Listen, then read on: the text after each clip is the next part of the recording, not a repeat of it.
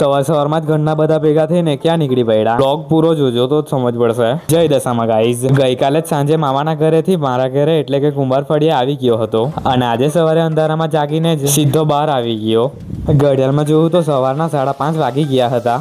અને ગાઈઝ આજે દશામા સાથેનો 10 દિવસનો પવિત્ર સાહસ પૂરો થઈ રહ્યો છે. સૌથી પહેલા અમે ઘરે માની છેલ્લી આરતીની તૈયારી કરી અને ફ્રેન્ડ્સ આખા પરિવાર સાથે મળીને ભાવપૂર્વક માની આરતી ઉતારી. આરતી પૂરી કરીને બધાએ મળીને માનો થાળ ગાયો.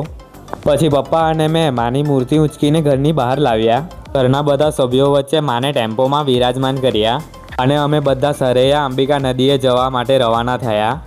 મેં ઉપર ઊભો હતો અને ઘરના બધા નીચે બેસેલા હતા.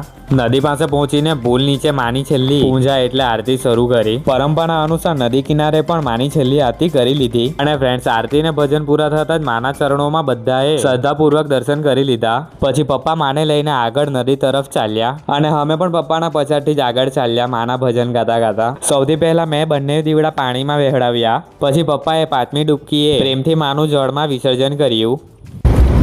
બોલો દશામાં.